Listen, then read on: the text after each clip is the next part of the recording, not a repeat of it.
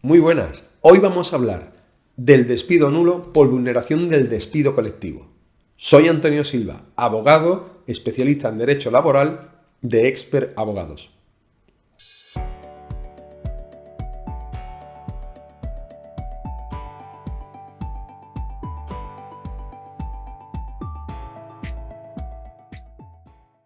Decimos que vamos a hablar del despido nulo por vulneración del despido colectivo cuando no estamos cumpliendo lo indicado en el artículo 51 del Estatuto de los Trabajadores, que es el que regula el despido colectivo. Así, se considerará despido colectivo cuando en un periodo de 90 días afecte a más de 10 trabajadores en empresas de menos de 100 trabajadores, del 10% de la plantilla para empresas entre 100 y 300 trabajadores y de más de 30 trabajadores para empresas de más de 300 trabajadores. Todo lo que sea vulnerar estos horquillas va a suponer que estaríamos ante un despido colectivo. Y el propio artículo 51 es el que regula cómo ha de hacerse ese despido colectivo. De tal manera que se establecerá un periodo de consultas, para eso tendrá que hacerse o componerse una comisión negociadora por los representantes de los trabajadores y la empresa deberá dar información y darle documentación. Básicamente suele ser documentación fiscal, documentación tributaria y un plan de viabilidad de la empresa. Siempre los despidos colectivos suelen tender a ajustar plantilla para que la empresa siga adelante. Si no se cumplen esos requisitos de la información, de la negociación de buena fe, etcétera, etcétera, etcétera, estaremos ante un despido nulo dentro del despido colectivo. Pero también estaríamos hablando del despido nulo si se han producido más de esos números de despido o que afecten a esos números de trabajadores y no se han hecho estas periodos de consulta. Y ahora viene lo más interesante que quería analizar en este artículo.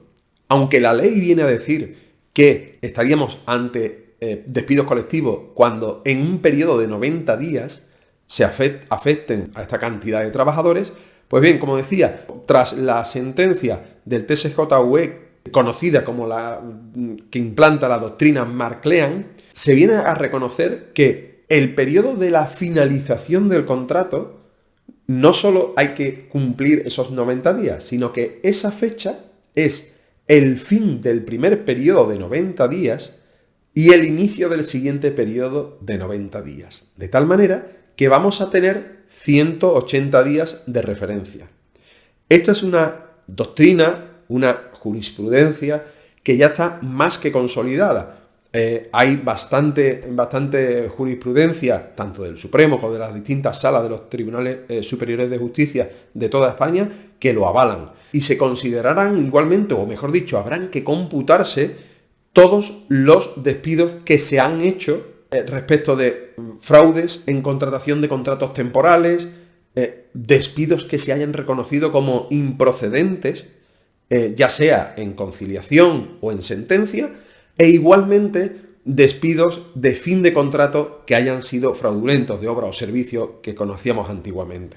Es por ello que es muy importante a la hora de hacer una demanda que se pudiese evaluar, aunque sea someramente, ad cautelam, que es como solemos decir los abogados, que pudiésemos estar ante un despido nulo por implicar lo que conocemos o denominamos también la teoría del goteo o el sistema de despido al compás. Es muy importante, como decimos, tener toda esa consideración, conocer este tipo de despido, porque a lo mejor estaríamos hablando de un despido nulo porque, aunque la empresa no lo pueda entender como despido colectivo, sí que estuviésemos ante un despido colectivo. Y como decíamos al inicio, si no se han respetado estas negociaciones, información y plazos que tiene que concurrir la empresa, estaríamos ante un despido nulo.